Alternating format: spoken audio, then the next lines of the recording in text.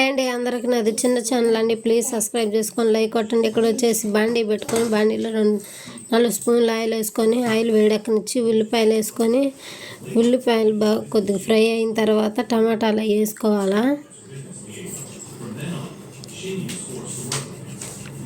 నూనె బాగా వేడెక్కనిచ్చి ఉల్లిపాయలు వేసుకొని అవి బాగా ఫ్రై అయిన తర్వాత టమాటాలు వేసుకోవాలి. టమాటాలు వేసుకొని టమాటాలు కూడా కొద్దిగా మగ్గనివ్వాలా. తర్వాత పచ్చిమిరకాయలు వేసుకోవాలా.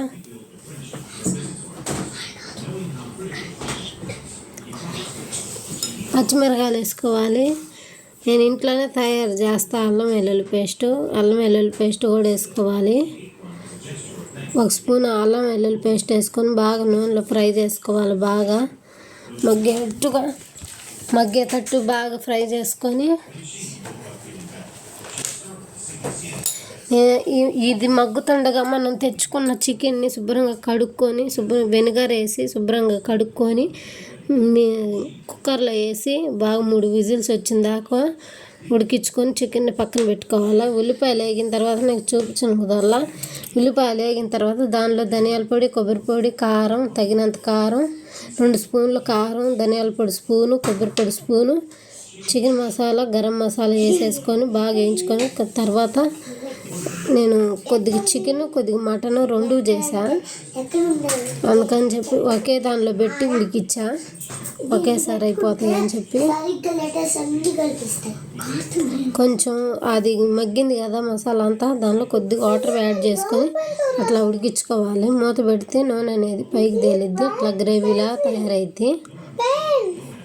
బాగా దగ్గర పడ్డదాకా ఆయిల్ సపరేట్ అయ్యేంత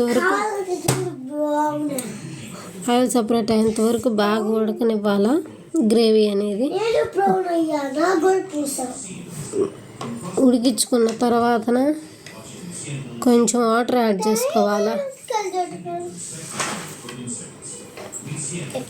కొద్దిగా వాటర్ యాడ్ చేసుకొని బాగా ఉడకనివ్వాలా. బాగా ఉడికేటప్పుడు చికెన్ వేసుకోవాలి. మనం బాగా ఉడికి నూనె అంతా పైకి సపరేట్ అయింది.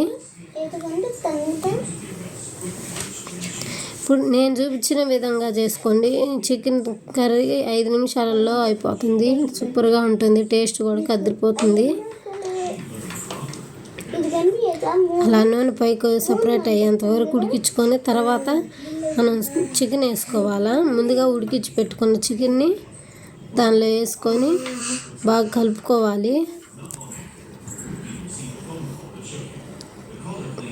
గ్రేవీలో కలిసేటట్టుగా చికెన్ అంతా కలిపేసుకోవాలి. కలిపేసుకొని దీనిలో ఎక్కువ వాటర్ కూడా అవసరం లేదు. మూత పెట్టేస్తే బాగా ఉడికిపోతుంది. కలిపేసుకొని మూత పెట్టేసుకుంటే బాగా ఉడికి నూనె పైకి తేలిద్ది.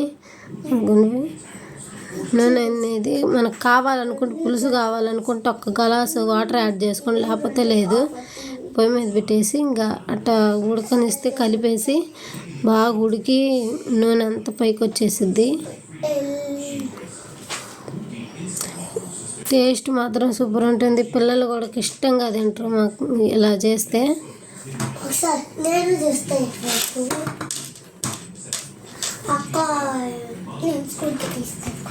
సూపర్ ఉంటుంది. ప్లీజ్ సబ్స్క్రైబ్ చేసుకొని లైక్ కొట్టండి.